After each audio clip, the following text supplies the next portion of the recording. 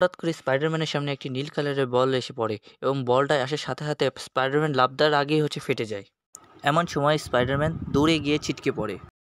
তারপরে green Goblin এসে স্পাইডারম্যানের সামনে এসে হাজির হয়। গ্রিন গবলিন স্পাইডারম্যানকে খুব জোরে মারতে থাকে।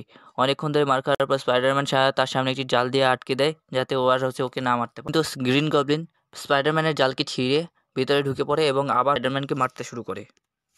গ্রিন গবলিন স্পাইডারম্যানের হাতের উপর পা তুলে দিয়ে বলে যে আমি তোর গার্লফ্রেন্ডকে মেরে ফেলবো, খুব আস্তে আস্তে এবং ধীরে ধীরে কষ্টদায়ক মৃত্যু। এই শুনে স্পাইডারম্যান রেগে যায় এবং গ্রিন গবলিনকে সেই জোরে ধাক্কা মারে এবং গ্রিন গবলিন উড়ে গিয়ে দেওয়ালের সাথে গিয়ে ধাক্কা খায়। স্পাইডারম্যান গ্রিন গবলিনের পিছের দেওয়ালকে জাল দিয়ে ধরে টেনে তার গায়ের উপর ফেলে দেয়। গ্রিন গবলিন তাও বেঁচে যায় এবং খুব ব্যথার সাথে কষ্টের মাধ্যমে উঠে দাঁড়ায়। স্পাইডারম্যান তখন বারবার তার মুখের উপর ঘুষি মারতেই থাকে। গ্রিন গবলিন তখন তার মাস্ক খুলে ফেলে এবং স্পাইডারম্যানকে থামতে বলে। স্পাইডারম্যান তার চেহারা দেখে থামে এবং সব কথা বলে। গ্রিন গবলিন বলে যে যেগুলো মৃত্যু ঘটেছে বা মেরেছে সেগুলো সে না, সেগুলো গ্রিন গবলিন মেরেছে। সে আর গ্রিন গবলিন দুইজন দুই রকম। সে বাঁচানোর চেষ্টা করেছিল কিন্তু পারেনি।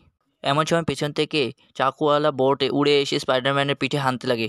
এই সময় স্পাইডারম্যান বুঝতে পারে যে গ্রিন গবলিন তাকে ধোঁকা দিচ্ছিল। এমন ধরনের ভিডিও পেতে লাইক এবং সাবস্ক্রাইব করতে ভুলবেন না।